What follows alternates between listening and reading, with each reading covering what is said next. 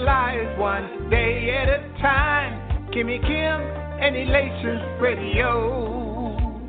They're here to get your day going fine. Kimmy Kim and Elations Radio. Kimmy Kim and Elations Radio. Kimmy Kim and Elations Radio. And here's your host, Miss Kim Robinson.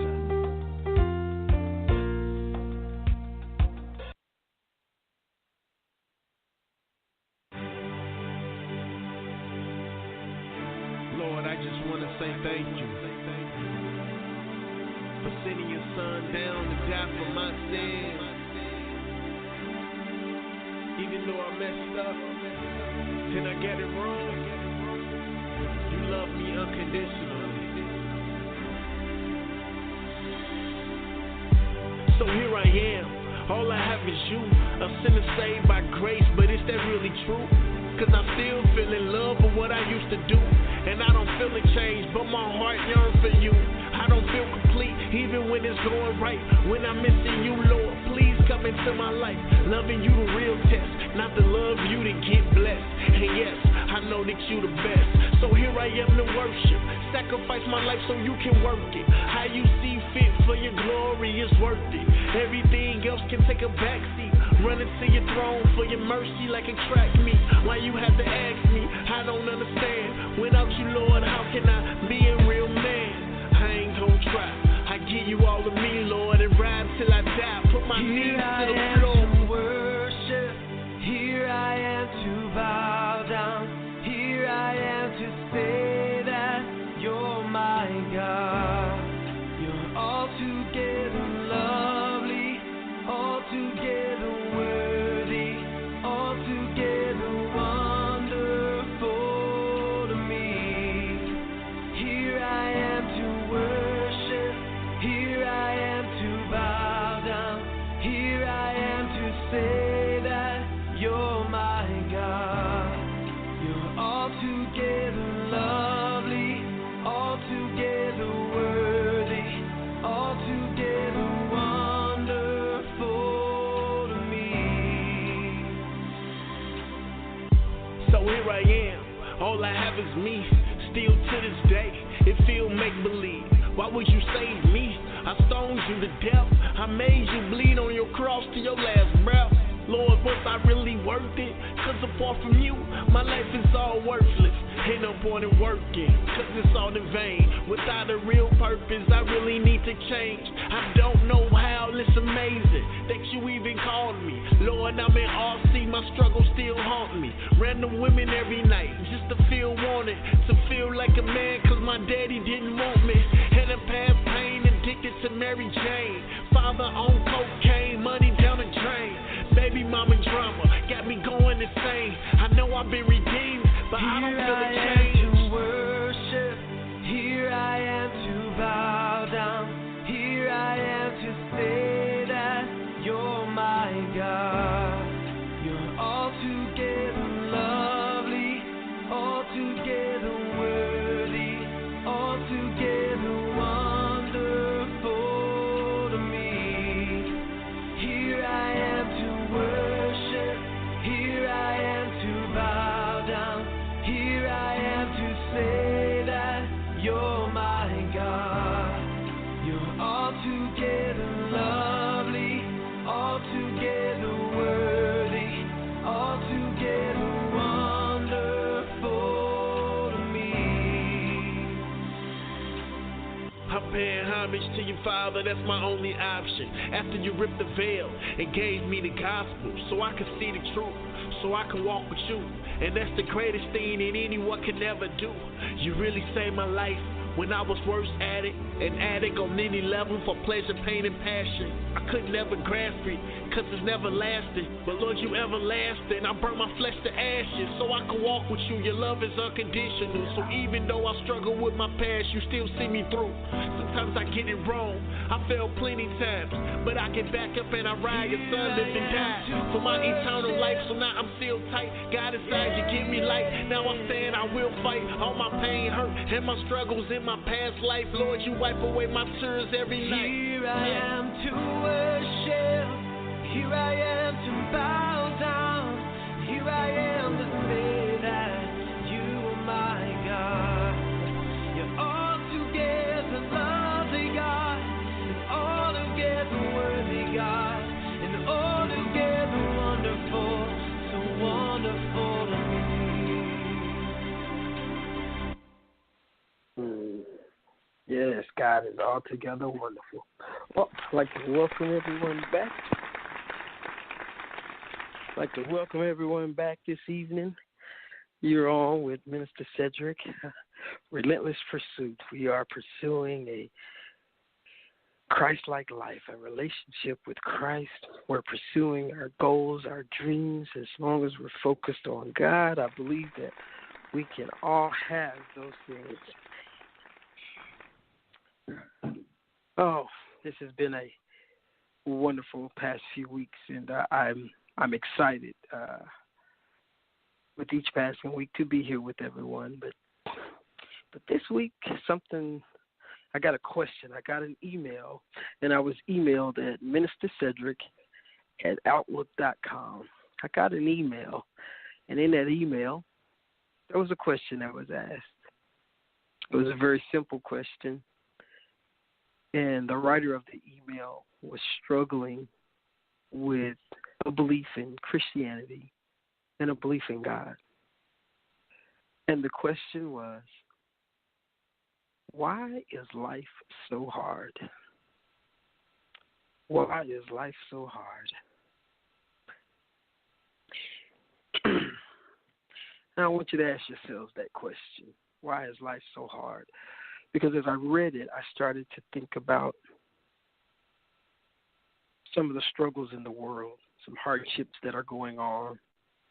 And I couldn't explain it. I can't explain it. My brain, my understanding is not big enough. I started to think about sex trafficking.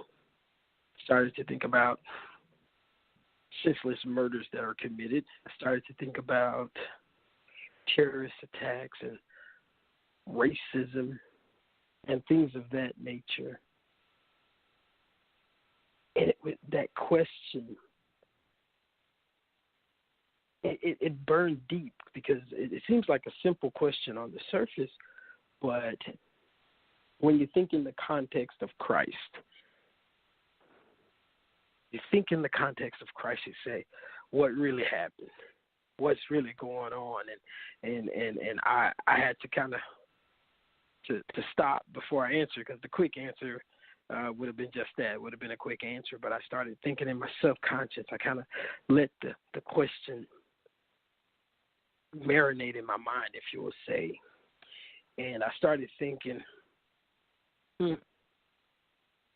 because as I read it, I was still busy doing other things in my life. I think I was writing or I was studying or something, and I was continuing to do all these things. And I started to wonder why. Why do these things happen? Why do they keep happening? And why does God allow these things to happen? You know,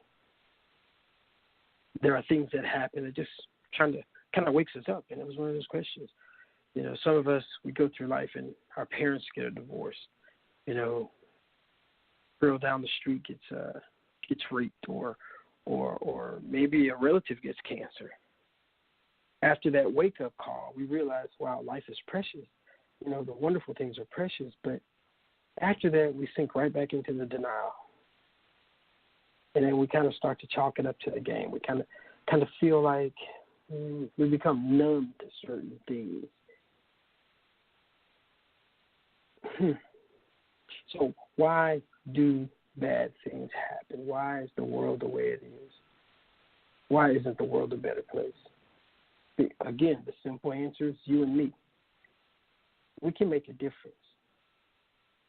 But the question was, why is life so hard? And I took that from a Christian standpoint. I said, well, God, why isn't the world a better place? Why isn't the world a better place for everybody? And I asked God about it, before I tried to answer the email. And I started to try to search in the Word, and we know that there's a why question in the Bible. But then when that question is answered, it's not the answer that most people want to hear, because the world is the way it is. The world that all of us who live here, it's the world that we asked for. So people say, why is life so hard? I say, because the world is the way it is, because it's the world we asked for. When we go back and we research in the Bible, you don't have to go far. You just open up to the first book in Genesis. We find that in Genesis, Adam and Eve, we've heard the story of the garden. We've heard the story of the forbidden fruit. So Adam and Eve are in the garden, and they take a bite out of the forbidden fruit. They take a bite out of the forbidden fruit. Why would they take a bite out of the forbidden fruit?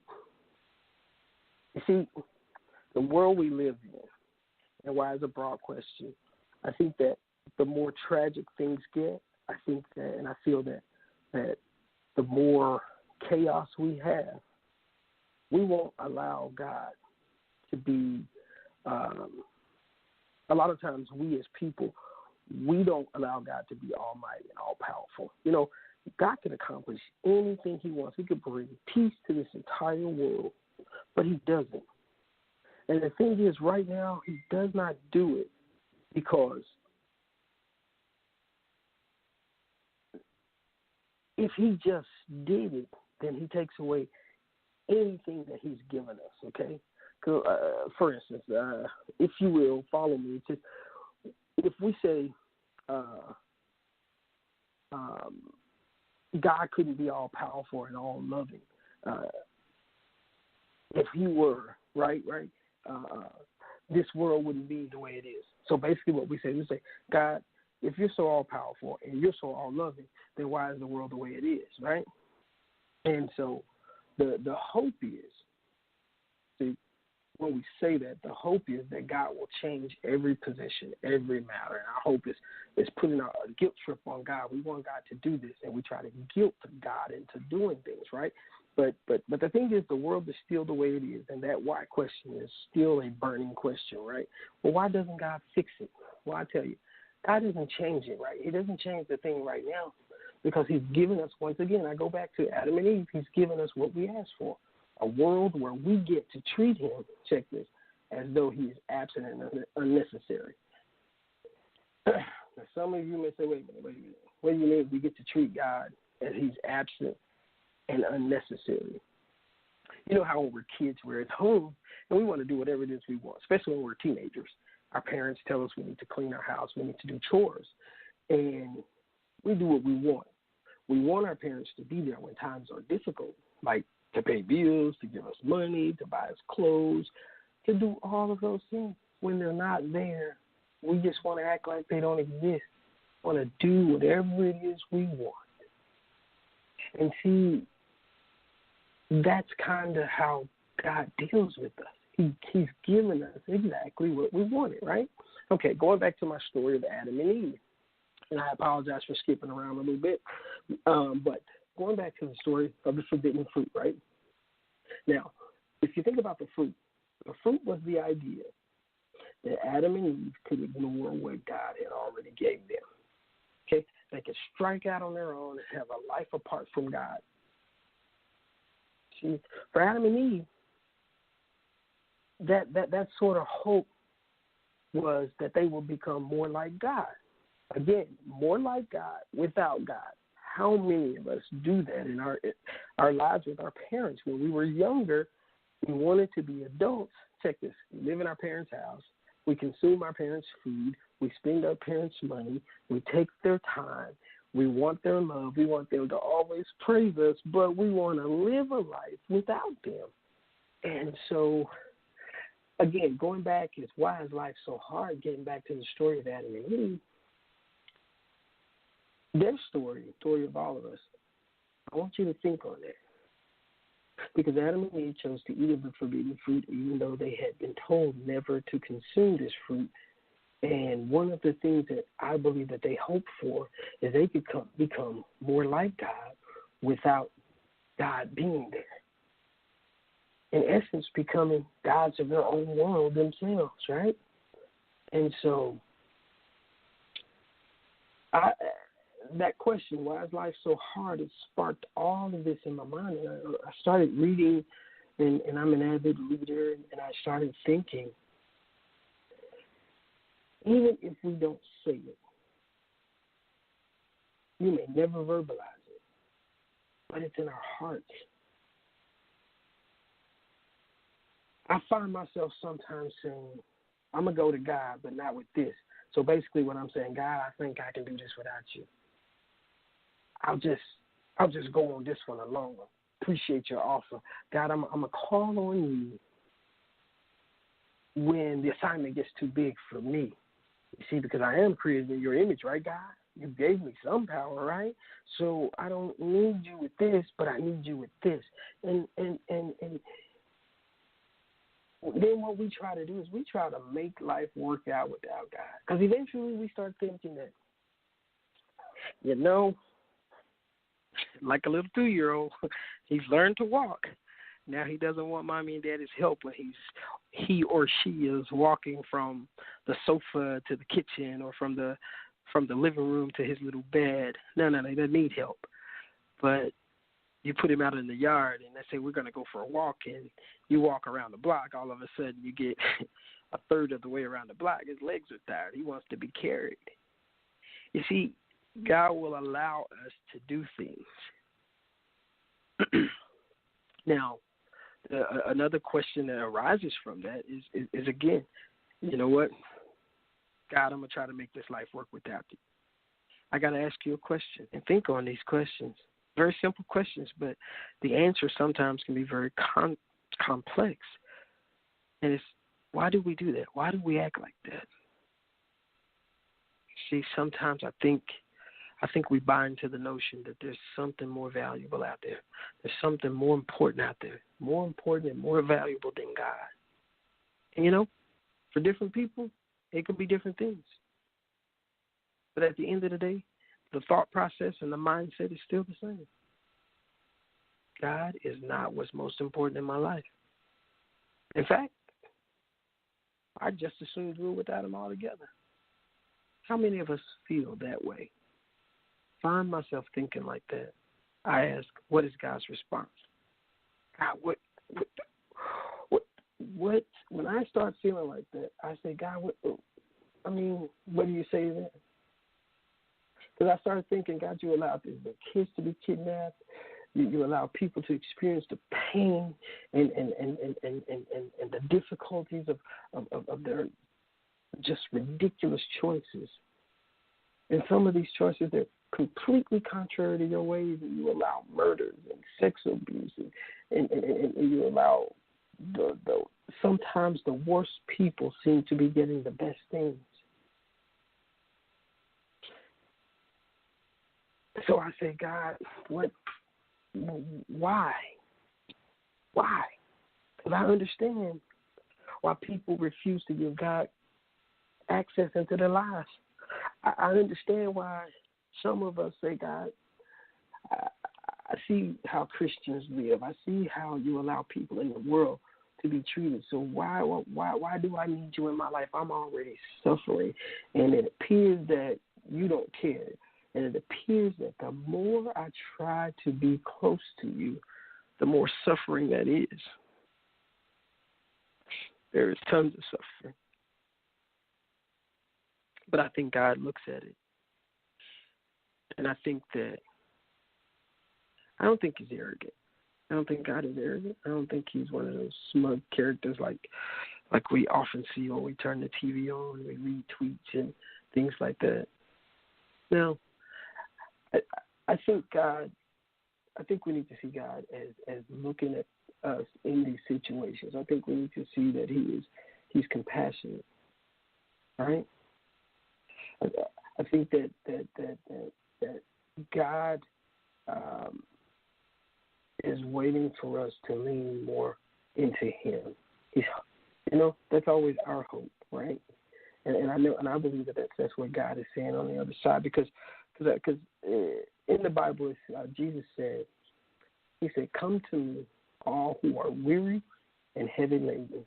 That's everybody who's carrying a heavy burden. You're tired, you're angry, you're frustrated. But He says, "Come to me, and I will give you rest." But not all are willing to go to Him right now. Not all of us are willing to go to God. We are tired, we are weary, and we are experiencing some of life's most damning experiences and situations, but we're still not willing to go to Him. You see, Jesus commented on this too. He said, "Oh, Jerusalem, Jerusalem, you who killed the prophets and stoned those sent to you, how often I have longed to gather your children together as a hen gathers her chicks under her wings. But you were not willing." So in those statements, Jesus brings it back to us again, right? He brings the issue back to our relationship with Him. He says, "I am the light of the world. He who follows me will not walk in darkness, but will have the light of life." What? Wait a minute. So Jesus said, "Come and walk with me." And you come and walk with me, you won't walk in darkness, but you will have the light of life. You see, your life can be filled, right? Right? You'll have the light of life. And this comparison here is a comparison of someone walking in darkness and someone walking in light. You got electricity in your house. And I think, again, go back to answer the question, why is life so hard? Life is hard because we separate ourselves. I believe this, that we separate ourselves from Christ, trying to do it ourselves. We never give God the opportunity. And so we walk through life in darkness. And yet Jesus said, "I stand at the door and knock," right? So what about when life's unfair and all these bad things happen to us? What about the circumstances that hits us in life? Like, I have a personal story, and I'll share it, and I'll make it very brief, but a personal story. A few weeks ago, before my interview with Kim, thank you, Kim, for interviewing me, I suffered a tragedy in my life, in my family. I have an older brother who's a year and a few weeks older than me. He suddenly passed away, and it was a very difficult time. So much, in fact, that I wasn't sure that I even wanted to be a part of Elation Radio at that moment, because I thought that I wasn't dealing with it well, but I had thoughts, and I thought that I was not going to get over this. And I started looking for reasons why this happened. And the reason I know that we try to live our lives without God is because I tried to deal with the situation without Christ, without God. And it has proven to be a very difficult situation. And it has been painful. And I started thinking, God, why? So when I read that question, why is life so hard, it really hit me personally. It was a very tough question. So I started thinking to myself as I tried to answer this email. I said, God, what about the circumstances that hit us in life? These circumstances that are caused by outside forces, by people other than ourselves. God, sometimes I feel victimized. Why? And I want you to know that sometimes it's okay to feel that way. But it's also useful to realize that God Himself endured horrendous treatment. People treated God like nothing. Think about it. He was crucified. So I knew in that moment when I started to think of that God understands what I'm going through. See, I knew in that moment that there is nothing in life that could be more painful than for God to see me going through. And I started to think about what Jesus himself endured.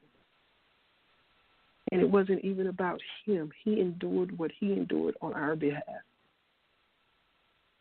Think about it. Think about it. Jesus was enduring, and he took on the sins of the world. And even before his crucifixion, he was deserted by his friends.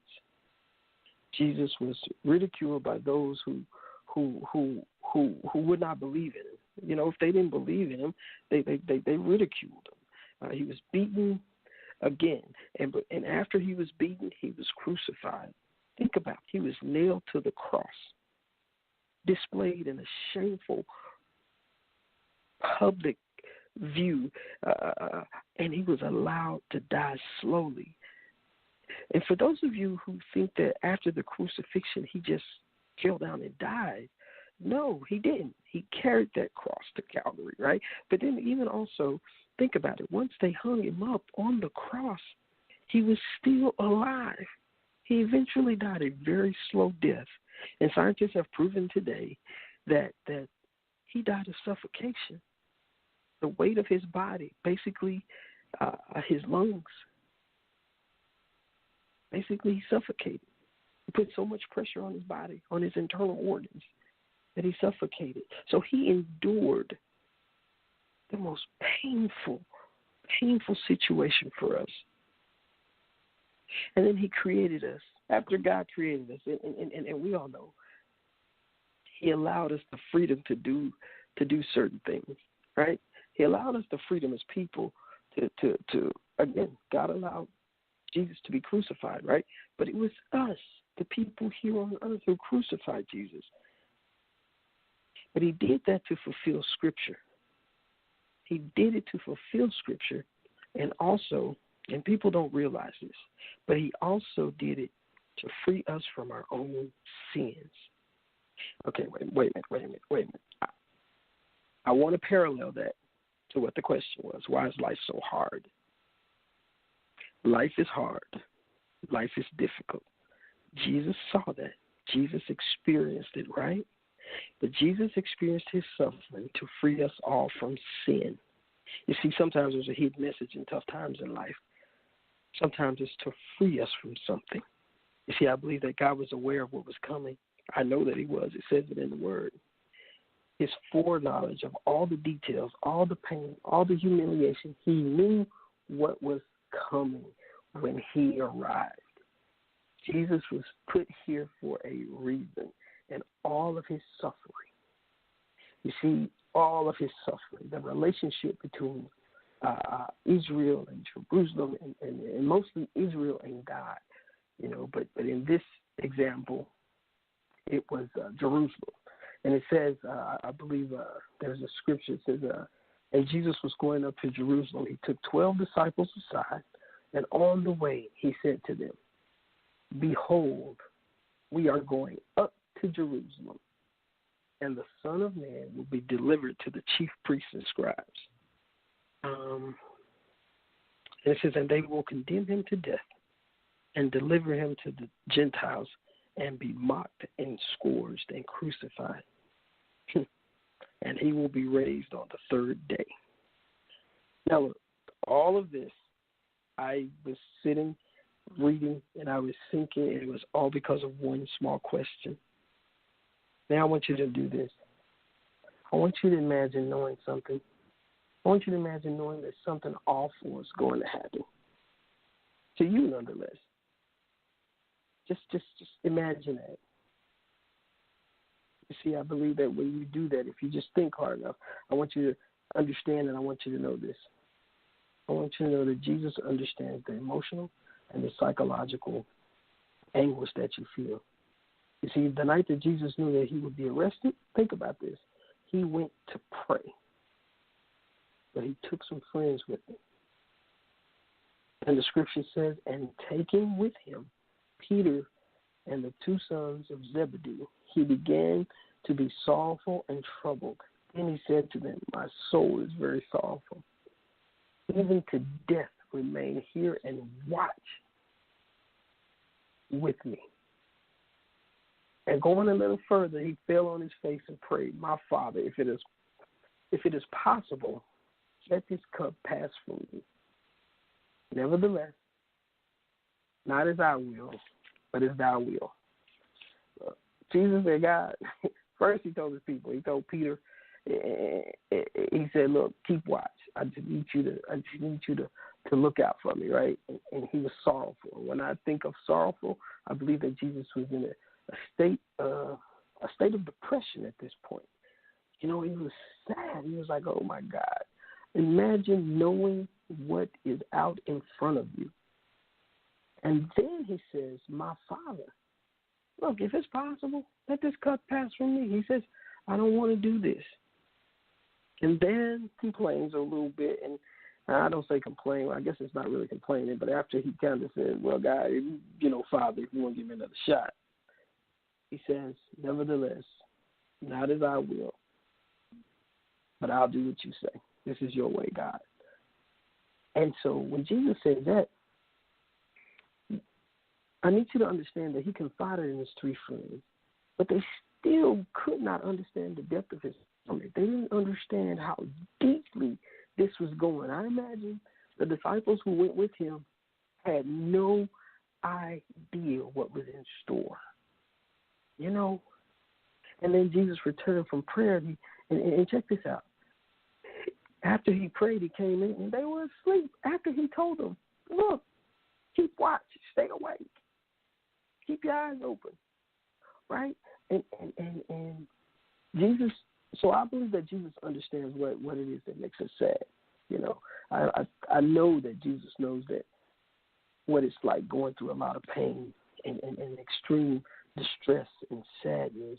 I myself, I was asked by Kim a few weeks ago about PTSD. And in my response, she said, how do you get over it? And I said, you don't. You just learn to live with it. How does that relate to what Jesus is going through? He knew that man would let him down. But he continued on in life with, I believe, with hope, knowing that what his purpose was greater than the suffering that he would experience. And so, you know, the pain and the sadness that he experienced and being left alone, it was worth it, right? It is worth it. So why is life so hard? We know that times can be hard, but we have to lean on Christ. And when you find in the gospel, I believe it's the Gospel of John, it says that he was in the world and the world was made through him, yet the world knew him not. He came to his own home, and his own people received him not. But to all who received him, who believed in his name, he gave power to become children of God. And I believe that's John, the Gospel of John 6. I forget the exact chapter. Please forgive me. For God sent the Son into the world not to condemn the world, but that the world might be saved through him. For God so loved the world, he gave his only begotten Son, that whoever believes in him should not perish but have eternal life. Look, listen, there's no question that there's pain and suffering in this world. No question at all. Some of it can be explained by selfish, hateful people, you know, that their actions, and some of it can be explained by other forces. And some of the pain and suffering we see, it defies any explanation whatsoever in this life, right? But God offers us himself. God gives us the knowledge that he's gone through this himself, and he's aware of our pain. He's aware of our needs.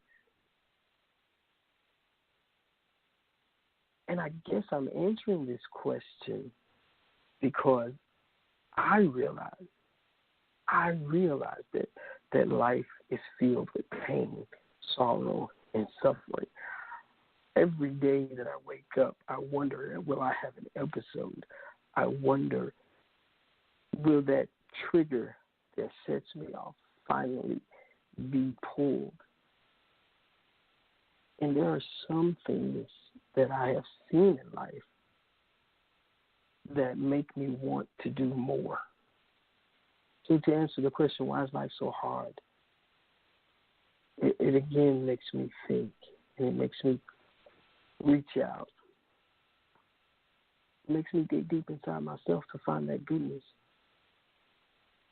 Because I believe that everyone here, we are brothers and sisters. Jesus said to his disciples, he said, peace I leave with you. My peace I will give to you. Not as the world gives, do I give to you. Let not your hearts be troubled, neither let them be afraid. And I believe that we have ample reason to be afraid in this world. But God can give us peace. And that peace that we feel, check this, that peace that we feel is greater than the problems in front of us. And that's what, for me, that's what allows me to go out and help others in their time of need. You see, God is the all-knowing. He is the creator. God is the one who has always existed. He's the one who created the universe. Just in one stroke, he said, let there be light, and there was light. You know, for some of us who struggle with believing in Christ, again, I lean back to scientists. We think scientists are super smart, right? They are extremely. God has given them the knowledge to be able to figure out that everything is positioned in our universe so perfectly that it could not be by happenstance. There's no big boom theory. That doesn't happen. We're talking the position of the sun versus the position of the earth, the rotation of the earth on its axis. It's so precise that it couldn't happen by accident. It had to be intentionally done. So again, I go back to the question, why is life so difficult? Why is it so hard? Yeah. You see, even though God created the universe, I think that yet in his power, he's also the one who knows ultimately, and he knows everything, and he knows us intimately. He knows our every intimate thought. I mean, even the smallest insignificant detail about us, God knows. And if he knows that much about us, why can't we believe that he cares so much for us? His love is that great. And if he's paying attention to that, I say if we trust him with our lives and we rely on him, even when we encounter a difficult situation, it is he that will hold us. He will keep that peace for us because he says it in his word. When we think about how difficult life is, another point I'd like to make is if we find our peace in him, the world around us will not consume us. We have to live here in this world, but it will not consume us. Jesus, God will hold us securely in his hand. Jesus said, these things I have spoken to you, so that in me you may have peace. See, he says, in me you will have peace. In the world you will have tribulation. But he also encourages us. He says, but take courage. I have overcome the world. So Jesus says to us, and I want you to understand, we're talking about why is life so tough? Why is everything so hard in life, right? But Jesus says, again, I want to repeat this because this is really important. And if you can get this into your spirit, as a matter of fact, if you're just able at this moment, just close your eyes for a moment. I want you to have peace. I want you to think about something. And I'm going to repeat what Jesus said, okay? So we'll close our eyes and we'll just kind of hear the words. As a matter of fact, don't even say the words out loud. Just think them in your mind as I say them to you. These things I have spoken to you, so that in me you may have peace. In the world you have tribulation. But here it is, right here. But take courage. I have overcome the world. And I want you to think on that. But take courage. I have overcome the world. You see, he went through our ultimate threat, death, and he overcame death. He can take us through the difficult circumstances in this life.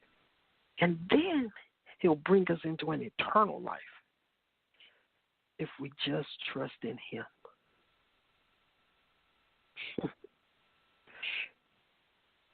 If we just trust in him. I know, and I want to say this, I know that sometimes life has a way of throwing us curveballs. Life has a way of obstructing the perfect view we have.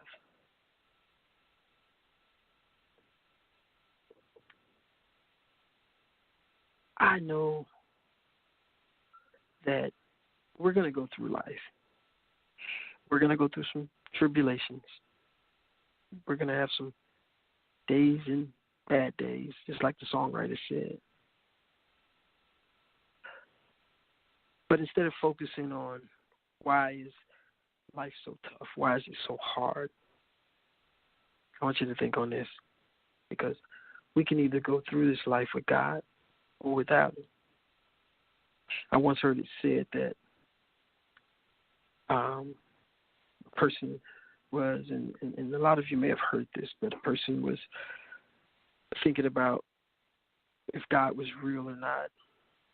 And one person thought he wasn't, but another person, a person that I would say was a wise person, said, I would rather go through life believing in God, and I believe this was a Christian, and die and find out that there is no God, and go through this life believing there is no God, and die and find out that there is a God. Why is this life so difficult? Why is life so hard?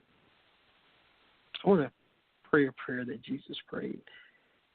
And it's very short and it's simple. It says, O righteous Father, although the world does not know you,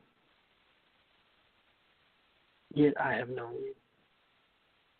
And these have known that you sent me. And I have made your name known to them. And will make it known. So that the love with which you love me and may be in them, and I in them. Amen. So you might find yourself asking, why is life so hard?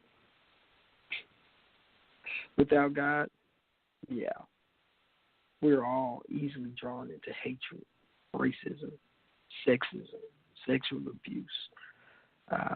We become murderers and thieves and crooks, and we do crazy things to each other. But I want you to remember this.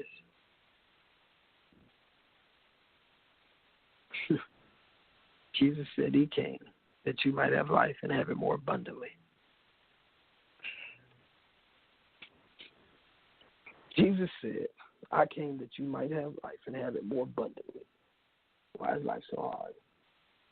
I think it's exceptionally difficult because we remove God from our everyday lives. We try to do it ourselves. And what we're seeing today is definitely the consequences of us removing God from everything. I grew up in the 1980s where we said things like the Pledge of Allegiance in school. We were able to pray in school. We were free to talk about God anywhere and everywhere. And other people could talk about their religions as well, but we were free to talk about God. And we started to remove God from every aspect of life. You know, if you look at our currency, it says, in God we trust.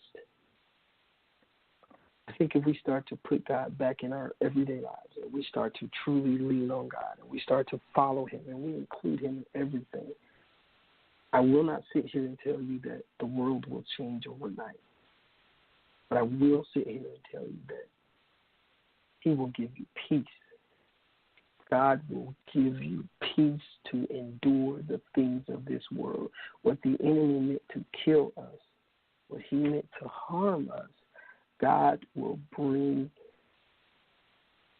it to us. It will come, but God will get us through it. And many a times that thing that the enemy uses to harm us, 99% of the time, God uses it to build us up. If we allow it, it's 100% of the time. If we just have faith in him, that's what God does. So in answering the letter, and I won't go too deep, but in answering the letter, the email that I received, I am going to be writing. They say, why is life so hard? I will be writing this email, and I'm doing it right now as I'm talking. The email is going to be a very simple email. And I hope I don't offend this person, but I know who they are, so I am going to say, pursue relentless pursuit. All right? Pursue a relationship with Christ, and he will give you peace. So I want everybody to know life can be difficult if we move God. So I want to thank you for tuning in this evening. I absolutely am starting to really love this show. I love Sister Kim. She's always making things possible. Very, very vibrant, wonderful young lady who just loves God. And I think that if we all surrounded ourselves with godly people who are doing godly things and who are trying to follow life the way Christ would have us follow it, I think this world would be a better place. And for those of us, because I know you're out there, and I appreciate the conversations, the very candid and open conversations that we have, who are still struggling with, is God real? Should I join the church? How do I follow God? What is so important about this way of life? Why can't I do life on my own terms? So I know we're out there, and I would say to each of you, let's just do this together. You hold my hand, I hold your hand, and together we'll walk this thing out. We will get closer to God. We will continue to grow as brothers and sisters in Christ.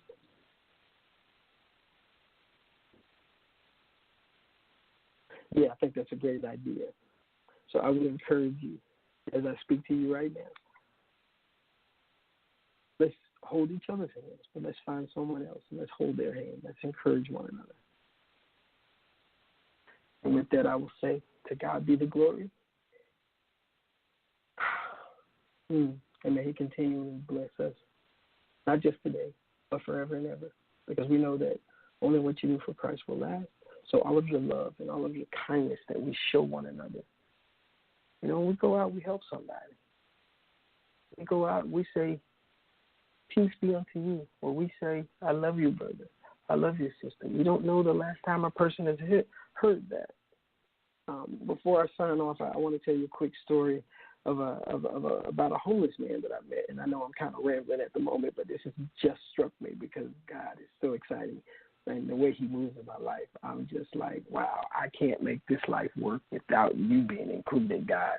If I'm going to go and sit at the coffee shop and talk to people about God, I ask God to go before me and send the right people, right? So the little story here, I was hanging out one time, and I was walking down the street, and I'm kind of I'm just an average guy who likes to keep himself clean, I guess. And there was a homeless guy, and he was with a lady, and they were out begging for change. And this happened a number of years ago, probably about 24, 25 years ago when I was a younger man. And I was walking, and I was like, man, this guy and this girl, they really didn't look very clean. They didn't look very presentable or respectable, and they were just begging for change. Well, I'm walking, and I've got a little briefcase, and I'm wearing a suit, and I'm in the streets of Dallas, walking downtown Dallas, and the lady comes up to me and says, "Sir, we're just trying to get something to eat. Can you give us money to buy some food?" And I look at her, and, I'm kind of one of those people, too. I kind of look people funny. And I say, because I'm young in the ministry as well, and I say, well, let me see what I got. Knowing I had money in my pocket, I just, it's just a standard thing I used to say. Well, then the guy walks up behind me, and then he says, "Hey," and I turn around, and it's my uncle. And he says, "Hey, nephew, I don't tell you this story to put my uncle down, because this is my mom's brother. But he said, 'Hey, nephew,' and he throws his arms up. And before I know it, he's giving me this big old hug, right? His cheek's up against my cheek, and he smells like he hasn't had a bath in a month, right? And he looks pretty dirty, and I'm wearing a nice, crisp white shirt with a navy blue suit, my brown shoes. I'm looking like, whoa, right? I'm GQ, right? But in an instant, I allowed myself not to be myself. And I gave him a hug back, right? I gave him a hug. And guess what, everybody? It didn't hurt me one bit. I felt no pain. As a matter of fact, I felt so much gratitude that I think I don't know how much money I gave him. I gave him all the money I had in my pockets, and I walked with him to a restaurant, him and his quote-unquote girlfriend, and they actually bought something to eat. But I believe that in that moment, God did something for me. I believe that there was a change that took place in me. And life was very difficult for him. Life was hard because he was out, asking people for money on the street. But that was that moment of peace that God sent. He sent peace to his life, if only for a moment, through me, his nephew that he hadn't seen in probably 10 years. He sent some peace to him. He sent some momentary gratification. He just gave him a break. And I'm saying that's what God does for us all when we need it. So stay strong, be faithful, and know that relentless pursuit is not just about pursuing our dreams, but it's about pursuing our dreams, our wants, and our needs with God involved. So I want to say, everyone, have a wonderful night, and we will give you a few tunes to listen to. And if you ever want to send me out an email, again, that's ministercedric@outlook.com. Feel free, hit me up an email. I'll answer any questions, and follow us on social media. We've got our Facebook page up, and I'll be posting on Instagram. Thank you, and have a good night. Thank you for tuning in, everyone. God bless you.